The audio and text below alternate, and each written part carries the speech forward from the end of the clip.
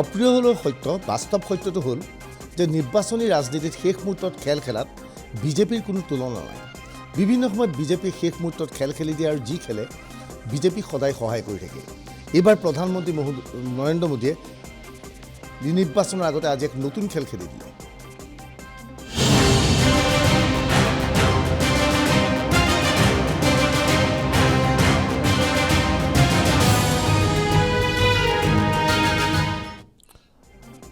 আজিৰ দিনটোত প্ৰধানমন্ত্ৰী নৰেন্দ্ৰ মোদীৰ ফালৰ পৰা বিজেপিৰ ফালৰ পৰা ঘোষণা কৰা হৈছে যে দেশৰ সৰ্বোচ্চ সন্মানীয় ভাৰত ৰত্ন বঁটা দুজন প্ৰাক্তন প্ৰধানমন্ত্ৰীক দিয়া হৈছে।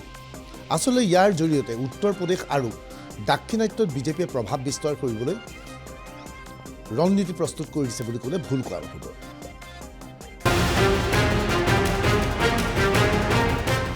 লোকসভা নিৰ্বাচনৰ প্ৰাক মুহূৰ্তত প্ৰধানমন্ত্ৰী নৰেন্দ্ৰ মোদীৰ নেতৃত্বত বিজেপিয়ে যি খেল খেলি দিলে সেই খেলত হতবাক হৈ পৰিছে কংগ্ৰেছ। ইণ্ডিয়া এলায়েন্সত ভাঙোন ধৰাৰ সময়ত উত্তৰ প্ৰদেশত প্ৰভাৱ বিস্তাৰ কৰাৰ উদ্দেশ্যৰে নতুন খেল খেলি দিছে প্ৰধানমন্ত্ৰী নৰেন্দ্ৰ মোদীয়ে। হঠাৎ প্ৰধানমন্ত্ৰীৰ ঘোষণা, তিনিজন ব্যক্তিক দেশৰ সৰ্বোচ্চ ভাৰত ৰত্ন বঁটা প্ৰদান। প্ৰাক্তন প্ৰধানমন্ত্ৰী চৰণ সিং আৰু পি ভি নৰসিংহ ৰাওক সৰ্বোচ্চ বঁটা, বৈজ্ঞানিক ডাক্তৰ MS স্বামীনাথনকো ভাৰত ৰত্ন। বিজেপিৰ লক্ষ্য এইবাৰ উত্তৰ প্ৰদেশ। উত্তৰ প্ৰদেশত বিশেষ প্ৰভাৱ বিস্তাৰ কৰি আহিছিল RLD দলে। চৰণ সিঙৰ পুত্ৰ জয়ন্ত চৌধুৰীৰ নেতৃত্বত গঠন হোৱা RLDয়ে জাট সম্প্ৰদায় আৰু কৃষকৰ মাজত বিশেষ প্ৰভাৱ বিস্তাৰ কৰিবলৈ সক্ষম হৈছিল। এতিয়া RLDক হাতত ল'বলৈ প্ৰধানমন্ত্ৰী মোদীয়ে খেলি দিলে নতুন খেল। এক, উত্তৰ প্ৰদেশৰ জাট সম্প্ৰদায় তথা কৃষকক সন্তুষ্ট কৰাৰ স্বাৰ্থত চৌধাৰী চৰণ সিঙক ভাৰত ৰত্ন বঁটা প্ৰদান। 2, লগে লগে চৰণ সিঙৰ পুত্ৰ জয়ন্ত চৌধুৰী RLDৰ সমৰ্থন বিজেপিয়ে লাভ কৰাটো নিশ্চিত। 3, RLD পূৰ্বে ইণ্ডিয়া এলায়েন্সত আছিল। 4, নৰসিংহ ৰাওক ভাৰত ৰত্ন বঁটা প্ৰদান কৰি অন্ধ্ৰপ্ৰদেশত প্ৰভাৱ বিস্তাৰৰ চেষ্টা। 5, ইয়াৰ পূৰ্বে কৰ্পূৰী ঠাকুৰক ভাৰত ৰত্ন প্ৰদান কৰি বিহাৰত প্ৰভাৱ বিস্তাৰ কৰিছিল বিজেপিয়ে। 6, PV নৰসিংহ ৰাও কংগ্ৰেছৰ দ্বাৰা উপেক্ষিত হৈ থকাৰ অভিযোগ। 7, চৰণ সিঙক বঁটা প্ৰদান কৰাৰ লগে লগে উত্তৰ প্ৰদেশত ব্যাপক প্ৰভাৱ বিস্তাৰ কৰিব বিজেপিয়ে। 8, ৰাহুল গান্ধীৰ যাত্ৰাই উত্তৰ প্ৰদেশত প্ৰৱেশ কৰাৰ পূৰ্বে ইণ্ডিয়া এলায়েন্সৰ পৰা RLD আঁতৰি যাব। 9, মোদীৰ খেলত হতবাক হৈ পৰিছে কংগ্ৰেছ। 10, 400ৰো অধিক আসন NDA যাতে লাভ কৰে তাৰ বাবে বিজেপিৰ কৌশলে। बहुत बड़ा दिन है, मेरे लिए भावुक पल है, ये यादगार पल है, स्मरणीय है। मैं भारत की महामहिम राष्ट्रपति जी को, भारत सरकार को और विशेष तौर पर प्रधानमंत्री नरेंद्र मोदी जी को, क्योंकि उनके विजन का हिस्सा है जो उन्होंने निर्णय लिया, भारत रत्न से नवाजा है। 3 अवार्ड दिए गए हैं, खासतौर से चौधरी चरण सिंह जी को जो सम्मानित किया है। बहुत बड़ा संदेश पूरे देश में गया है। देश की भावनाएं इस सरकार के इस फैसले से जुड़ी हैं और ये साबित किया है मोदी जी ने कि वो देश की मूल भावना और चरित्र को बेखूबी समझते हैं और जानते हैं। চৰণ সিঙৰ পুত্ৰ জয়ন্ত চৌধুৰীয়ে প্ৰধানমন্ত্ৰী মোদীৰ কামত সন্তুষ্টি ব্যক্ত কৰিছে। নকলে হ'ব, উত্তৰ প্ৰদেশত RLDৰ বিশেষ প্ৰভাৱ আছিল। RLD ইণ্ডিয়া এলায়েন্সৰ মাজত আছিল। এতিয়া ইণ্ডিয়া এলায়েন্সৰ পৰা RLD আঁতৰি যোৱাটো নিশ্চিত হৈ পৰিছে। NDA-লৈ RLD কেতিয়া আহিব?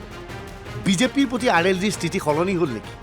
आज कोई शर्त और सीट और चुनाव की बात करना, आज के दिन के महत्व को छोटा करना होगा। ये दिन, ये पल बार बार नहीं आते और इस जश्न में सब लोग शामिल हैं। बीजेपी से सर दूरियां कम हो गई है, इस बात को मान लें हम लोग।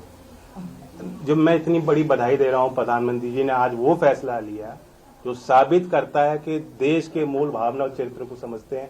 चौधरी चरण सिंह जी के हर एक अनुयायी के दिल को जीतने का काम आज मोदी जी ने किया। আচলতে প্ৰধানমন্ত্ৰী মোদীৰ এই কৌশল তুলসীবই পৰা নাই কংগ্ৰেছে। সন্ধিয়াৰ পৰত কংগ্ৰেছৰ অধ্যক্ষ মল্লিকাৰ্জুন খাৰ্গে টুইটাৰ যোগে PV নৰসিংহ ৰাও আৰু চৰণ সিঙক ভাৰত ৰত্ন প্ৰদান কৰাৰ বাবে চৰকাৰক ধন্যবাদ জ্ঞাপন কৰে। কিন্তু পুৱাৰ ভাগত সোনিয়া গান্ধীয়ে এই সংক্ৰান্তত কোনো মাতেই মাতিব পৰা নাছিল।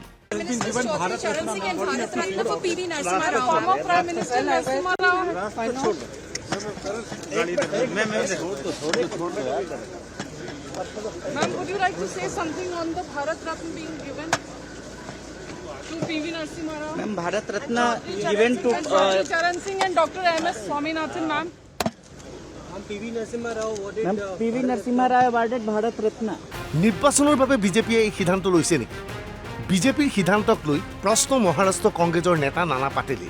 मोदी है तो मुमकिन है इस तरह की जो बातें होती थी और जिनको मिला है उनको शुभकामनाएं हमारी, लेकिन ये इस बात को इसको राजनीतिक अगर दृष्टिकोण से दिया जा रहा हो इसका कोई फायदा नहीं होगा। आखिर किसान भी इनको सवाल पूछने वाले हैं, क्योंकि जिस तरह से 10 साल पहले आपने दुगनी उनकी फसल बढ़ाएंगे, 1.5 गुना दाम देंगे, आज किसानों को तबाह करके रखा है। 2 करोड़ युवाओं को हम हर साल नौकरी देंगे, अब नौकरी भी बंद करवा दी। हमारे महंगाई को कम नहीं कर सके, जो महंगाई का मोर्चा निकलने वाले, ये सवाल का जवाब तो इनको देना पड़ेगा। लोगों में गुस्सा है और देश में परिवर्तन निश्चित रूप से है। हमारे नेता राहुल गांधी जी की लीडरशिप में देश में सरकार आने वाली है, बनेगी। চৰণ সিঙক এই গুৰুত্বপূৰ্ণ বঁটা প্ৰদান কৰাৰ লগে লগে উত্তৰ প্ৰদেশৰ কৃষক সমাজ উৎফুল্লিত হৈ পৰিছে। तो आज उन्हें भारत रत्न दिया, हमें बहुत गर्व की बात है। और जो है हम जो है ऐसे सदस्य को जो मिलना भी चाहिए जिसने अपनी सारी ज़िंदगी अपनी कुर्बानी दे दी, और जो बड़ी खुशी की बात है। बस जी बहुत खुशी की बात है कि चौधरी साहब को भारत रत्न मिला और हमारे परदादा थे चौधरी साहब, जो है बहुत खुशी की बात है कि किसानों के मसीहा चौधरी चरण सिंह, हमें बहुत खुशी की बात है। इन्हें बहुत पहले मिल जाना चाहिए था और चौधरी साहब इसके हकदार हैं। जो उन्होंने देश के लिए किया, शायद ही कोई ऐसा बात से पैदा हो जो जिन्होंने देश के लिए, किसानों के लिए इतने अच्छे काम किए, और वो हकदार है, इसलिए उन्हें मिलना भी चाहिए और बहुत पहले मिल जाना चाहिए था। বিজেপিয়ে RLDৰ সমৰ্থন লাভ কৰিলে উত্তৰ প্ৰদেশত পূৰ্বতকৈ অধিক ভাল ফলাফল দেখুৱাটো নিশ্চিত হৈ পৰিছে। ইতিমধ্যে কংগ্ৰেছ আৰু সমাজবাদী পাৰ্টিৰ মাজত বিভিন্ন সময়ত মতভেদৰ সৃষ্টি হৈছে, কিন্তু সমাজবাদী পাৰ্টি এতিয়াও ইণ্ডিয়া এলায়েন্সৰ লগতে আছে। Bureau report, NB News।